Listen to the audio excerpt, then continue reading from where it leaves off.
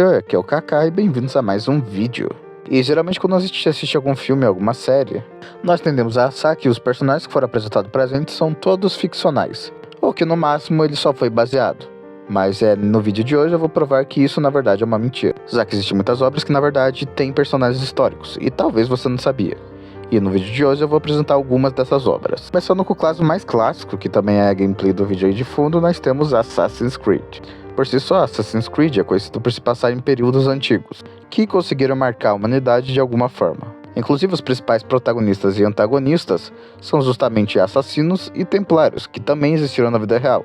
Sendo os templários uma ordem militar e católica fundada durante as Cruzadas, fundada em 1120, e a Ordem dos Assassinos, que também existiu na vida real. A Ordem dos Assassinos, assim como os Templários, também era uma ordem militar e religiosa, mas dessa vez dos muçulmanos, mais especificamente dos muçulmanos xiitas, e foi fundada por volta do ano de 1090. Eu acho que a Ordem dos Templários é bem conhecida, agora a Ordem dos Assassinos existe de verdade, eu acho que esse era um fator que muita gente ainda não conhecia.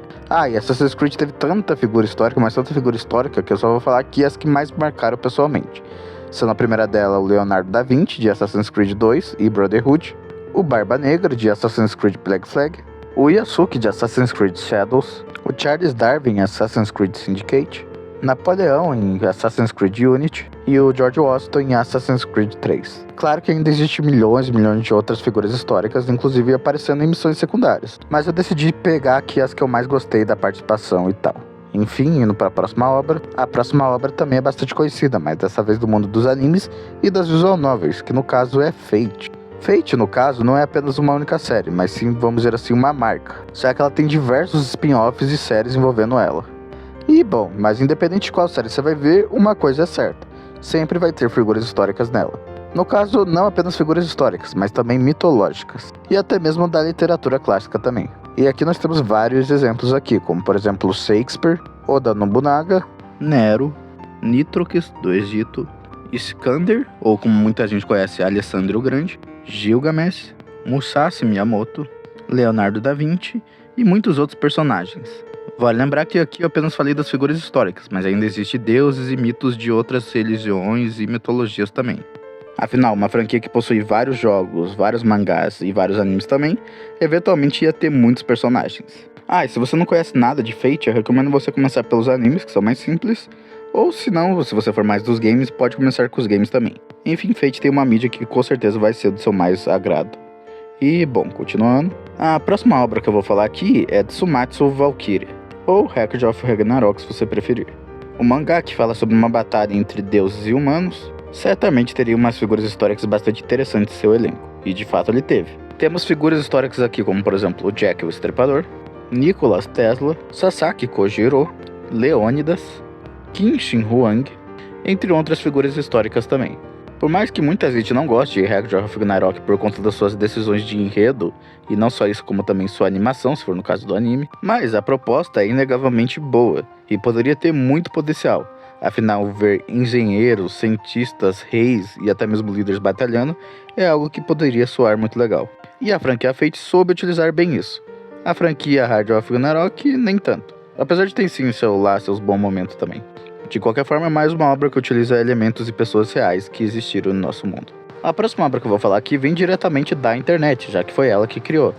E é uma obra envolvendo terror, ação, mistério, comunitária, envolvendo uma organização que tenta assegurar, conter e proteger, a Fundação SCP, que é uma fundação que lida com pessoas, objetos e lugares que têm propriedades anômalas, ou seja, pessoas, lugares, objetos e animais que têm superpoderes basicamente, que normalmente são classificados entre 3 classes. A segura, que no caso é fácil de você conter, não necessariamente aquele objeto é seguro.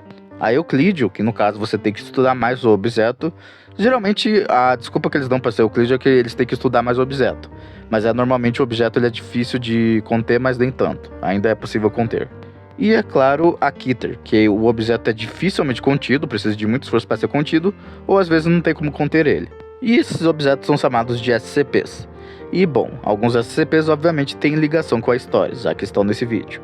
Como são vários SCPs com ligação à história, eu trouxe os que eu achei mais interessante. O SCP-2776 é simplesmente George Washington, mais especificamente o George Washington robô, porque no universo da Fundação SCP, supostamente George Washington era na verdade um robô criado para liderar o país. Assim, o verdadeiro George Washington até existiu, mas ele morreu muito antes do que ele morreu na vida real. Eles meio que criaram esse robô para ser meio que uma figura heróica e tal. O SCP-2700, que é conhecido como Teleforce, é um dispositivo complexo criado supostamente por Nikola Tesla, que possui a capacidade de reverter o tempo e a entropia, sendo essa uma arma extremamente perigosa caso esteja na mão errada. E sim, ele tem a capacidade de gerar raios também, embora, obviamente, esse não seja a principal ameaça dele. O SCP-1981, que é conhecido como Ronald Reagan cortado enquanto falava, que se trata basicamente de uma fita que mostra o momento em que Ronald Reagan fez seu discurso contra a União Soviética. Só que a fita acaba mostrando coisas como, por exemplo, Ronald Reagan sendo esfaqueado, mutilado durante a gravação, e começando a falar coisas sem conexo ou coisas perturbadoras também. Em questão de SCPs que falam sobre figuras históricas, eu acho que esse daqui é um dos mais conhecidos, por muitos canais já terem feito vídeo sobre e tudo mais, em especial o do ViraQuest, que também fez um vídeo sobre. O SCP-4680, conhecido como esses russos, vem de uma figura histórica que na vida real era muito misteriosa e um tanto quanto bem excêntrica, vamos dizer assim. E se você gosta muito de história ou vê bastante coisa sobre a história da Rússia, já deve ter percebido que esse aí na foto é Grigório Rasputin, um místico curandeiro que tinha ligações com a família real russa. No universo SCP possui poderes de verdade, inclusive a imortalidade, o que explica muitas coisas.